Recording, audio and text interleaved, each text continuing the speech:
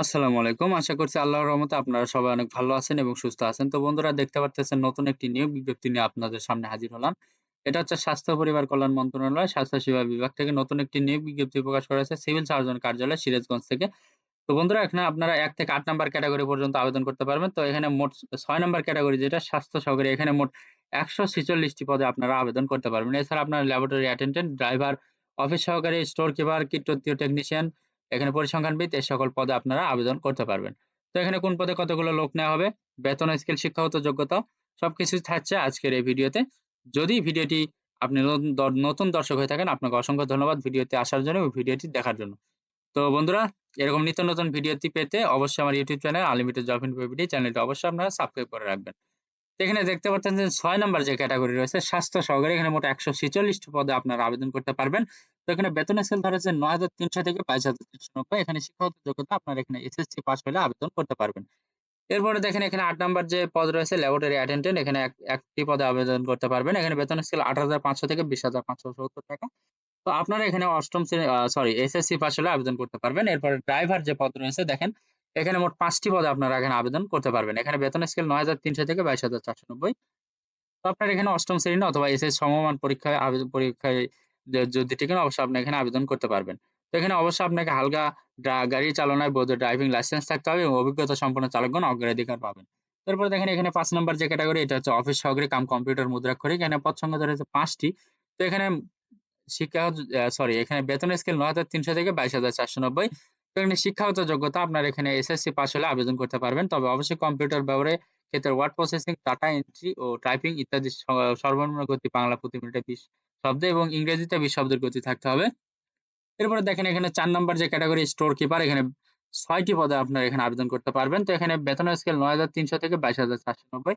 তো এখানে শিক্ষাগত যোগ্যতা আপনার এখানে এসএসসি পাস হলে আবেদন করতে পারবেন। তবে স্টোর কিপার পদধারীগণকে সরকারি বিধি অনুযায়ী জামানত প্রদান করতে হবে।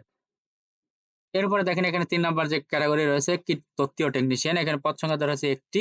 তো এখানে বেতনের স্কেল ধরা হচ্ছে ৯,৭০০ থেকে ২৩,৪৯০। তো আপনারা এখানে কোন শিক্ষিত বোর্ড হতে জীববিজ্ঞান সহ বিজ্ঞান বিভাগে উচ্চ মাধ্যমিক সার্টিফিকেট বা সমানের পরীক্ষায় উত্তীর্ণ হলে আবেদন করতে পারবেন।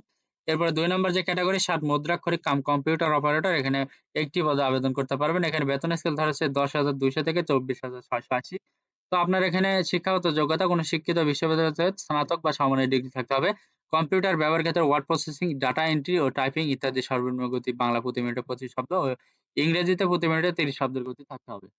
এরপর দেখেন এখানে ১ নাম্বার যে ক্যাটেগরি এটা হচ্ছে পরিসংখ্যানবিদ। এখানে মোট আপনারা ৫ টি পদে আবেদন করতে পারবেন। তো এখানে বেতনের স্কেল ১০,২০০ থেকে ২৪,৬৮০। এখানে আপনাদের শিক্ষাগত যোগ্যতা কোন শিক্ষিত বিশ্ববিদ্যালয় হতে পরিসংখ্যান, গণিত, অর্থনীতি বিষয়ে স্নাতক বা সমানের ডিগ্রি থাকতে হবে। কম্পিউটার চালনায় দক্ষতা অভিজ্ঞতা থাকতে হবে। তো বন্ধুরা এখন আপনাদেরকে দেখাবো যে আপনারা কত বছর বয়স হলে আবেদন করতে পারবেন। তো এখানে ১৮ থেকে সর্বোচ্চ ৩০ বছর বয়সের ভেতর হইলে আপনি এখানে আবেদন করতে পারবেন। তো এখন আপনাদেরকে দেখাবো যে অনলাইনে আবেদনের জন্য আপনাকে কি করতে হবে। তো অনলাইনে আবেদনের জন্য দেখতে পারতেছেন এখানে লিঙ্ক দেওয়া আছে। এই লিঙ্কে ক্লিক করে আপনাকে আবেদন করতে হবে।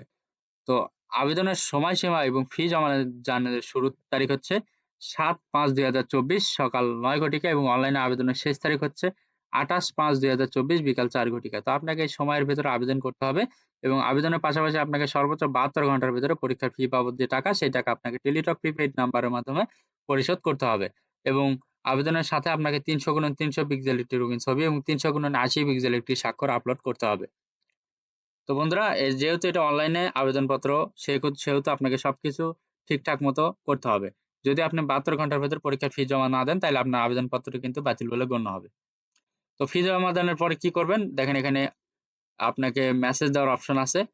এখানে ফি কত টাকা দিতে হবে সেটা তো দেখেন যে এখানে দেখতে পারতেছেন ১৩ থেকে ১৬ নম্বর পদের জন্য আপনাকে ক্যাটেগরিতে যে বেতন স্কেল আছে, তো এটার জন্য আপনাকে ৳২২৩ ফি দিতে হবে এবং ১৭ থেকে ২০ তম পর্যন্ত গ্রেডের জন্য আপনাকে ৳১১২ ফি দিতে হবে। তো এখানে আপনি ফি দেওয়ার পরে কি করবেন? এখানে এখানে দেখেন আপনার মোবাইল ফোন দিয়ে আপনি কিভাবে এসএমএস করবেন তাদের সেই অপশন করে দেওয়া আছে।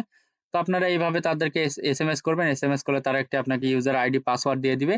ইউজার আইডি পাসওয়ার্ড দিয়ে আপনি ওখানে দেখতে পারবেন আপনার রোল নাম্বার, পদের নাম, ছবি, পরীক্ষার তারিখ, সময়, স্থান, কেন্দ্রের নাম ইত্যাদি সম্বলিত একটি প্রবেশপত্র থাকবে। অবশ্যই সেটি ডাউনলোড পূর্বক রঙিন প্রিন্ট করে বের করে নিবেন। তো এটা ছাড়া কিন্তু আপনার পরীক্ষায় অংশগ্রহণ করতে পারবেন না। এটা আপনার লিখিত পরীক্ষার সময় যখন আপনি অংশগ্রহণ করবেন সেখানে আপনার প্রদর্শন করতে হবে এবং লিখিত পরীক্ষায় উত্তীর্ণ হলে আপনার ব্যবহারিক পরীক্ষা এবং মৌখিক পরীক্ষার সময় সেটি প্রদর্শন করতে হবে। তো বন্ধুরা যদি আপনি ইউজার আইডি পাসওয়ার্ড ভুলে যান তাহলে আপনি কিন্তু আবার এখানে এসএমএস দিয়ে তাদের থেকে ইউজার আইডি পাসওয়ার্ড নিতে পারবেন। তো সবকিছু আপনার ঠিকঠাক মতো করবেন, ঠান্ডা মাথায় করবেন যাতে কোনো কিছু ভুল না হয়। তো ওকে? তো এখন আপনাদের দেখাবো যে আপনারা কোন জেলা থেকে এখানে আবেদন করতে পারবেন।